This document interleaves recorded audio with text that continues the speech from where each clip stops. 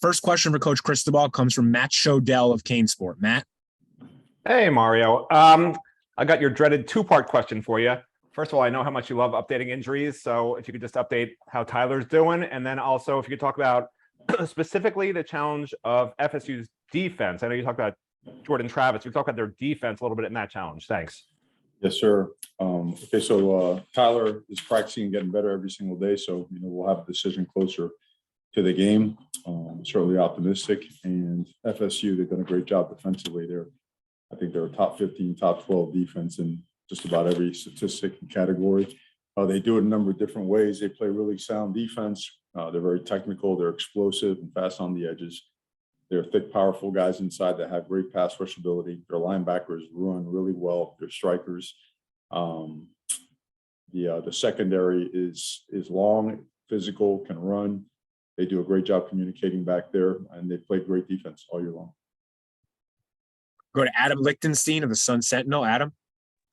Hey, Mario. I know you kind of talked about him a bit on Monday, but you used to talk a little bit more about the explosiveness that Jakari Brown brings to the team and how he's developed as a player and how he's been handling the role of primarily being a wildcat quarterback so far.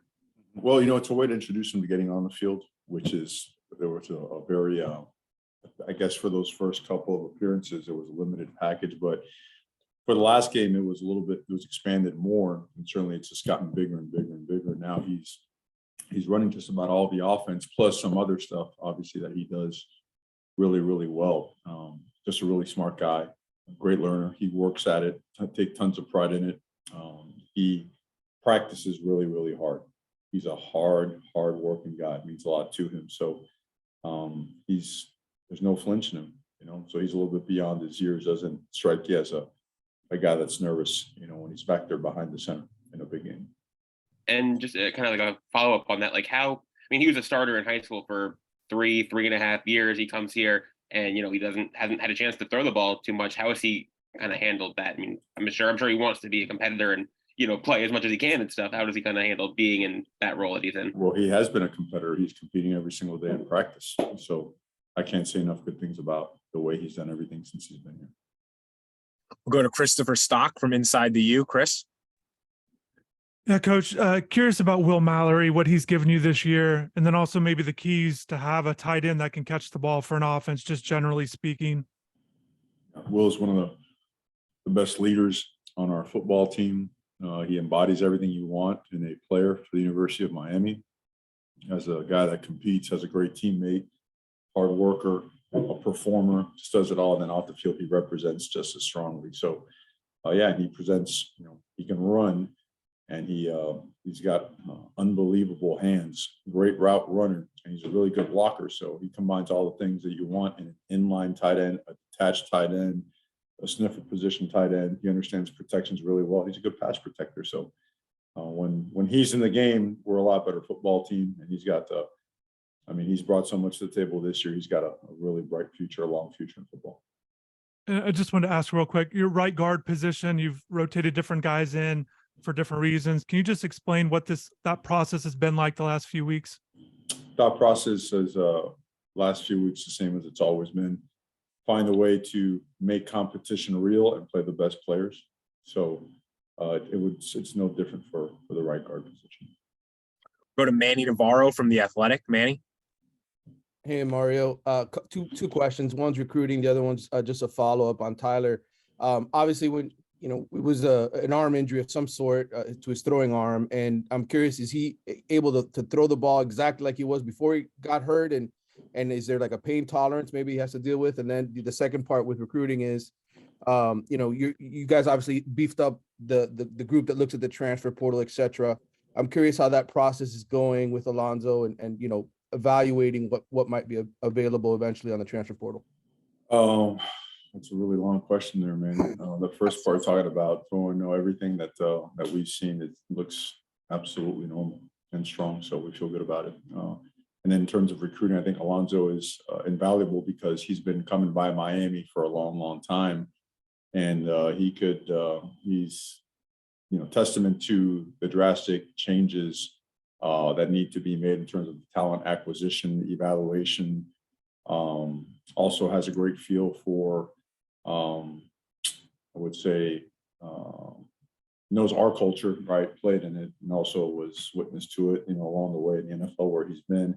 So talent evaluation at all levels is critically important. The beefed up staff helps us get more eyes on people, but we're also very diligent in terms of our position coaches, our coordinators, to make sure that we get multiple sets of eyes in mind as well. So we keep evaluating guys and then take it from there to character evaluations, the intangibles that go with being a great football player. Kind of lost track of which way this question was supposed to end with an answer, but if you mean his value or his role, is tremendous role. Him and all those guys, they just Dennis Smith. I mean, these guys are relentlessly evaluating not only our roster and our needs, but also what else is out there in college football, in high school, at the junior college level, and now even overseas. It just doesn't stop. There's a lot of different ways to fill your roster now, and we're always looking for ways to, what it looks like going forward. You answered it, Coach. Thank you. We've got time for a few more for Coach Cristobal. Again, please get your hands up if you have a question. We'll go to David Wilson from the Miami Herald. David. Hey, Mario. I want to ask you another recruiting one. Obviously, you guys had some good news last week that I know you can't really talk about, but obviously Florida State game, people always look at this as, I'm sure you're going to have a lot of recruits in the building, rivalry game. How important are games like this for recruiting, or is it something that we and the fans maybe overblow a little bit? And it's more about what you sell on a consistent basis. I think everybody has their own opinion, and I don't think anyone should judge anybody for their opinion on the value of how they value each and every game. I mean, we value every game. It's the most important thing in the world. Obviously with rivalry games, emotions and passion, everybody surrounding universities goes through the roof and beyond. So in terms of recruiting, I think there's a lot of value in a lot of different things. I think most importantly is the track record of a staff, where they've been, what they've done, how they've won, who they've developed, how they've graduated, how they've treated people, how they do way after the fact when football's said and done, what their relationships are with those players that played for them. And, our track record for our staff has always been excellent.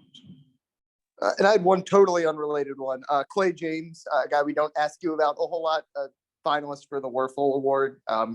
Just like what, we don't get to talk to him a lot. We don't know him that well. Just what does it mean to have a guy like that up for that accolade, and just what is he like behind the scenes? Well, you bring a great point, to the table, and so we'll make sure he's available next week to speak with media, because he deserves that platform. A guy does so much, he does so much for so many people, and he affects people in so many different ways.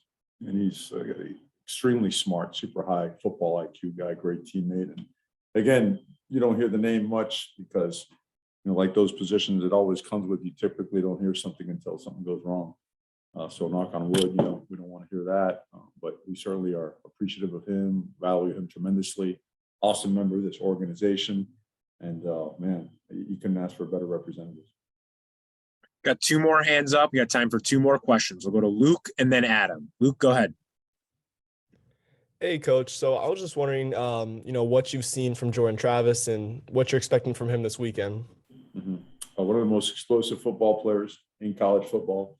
He just has complete command of the offense. And they do a lot of stuff. They use multiple formations and they change things from game to game. They attack defensive, schemes very effectively.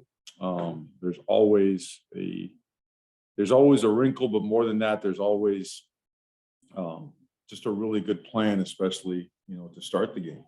And what you see is a guy that he handles it all. And as a passer, as a quarterback, as a guy that understands his protections, as a guy that manages a run game, as a guy that extends plays, creates explosive plays in the run game, in the pass game, with his own feet, with the threat of his own feet, and opening things up for the running backs. And he's complemented by an excellent supporting cast. All right, last question for Coach Cristobal comes from Adam Lichtenstein. Hi again. Just had a quick question just about Don Cheney and how his recovery process is coming, and what if there's a chance he comes back, during the last month of the season.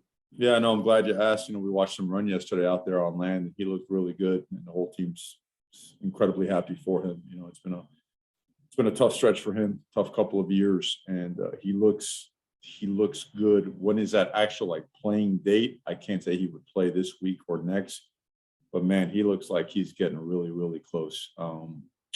I'd like to, I guess I'd throw out there, conservatively speaking, within 3 weeks, he's got a chance to play towards the last couple of games of the season.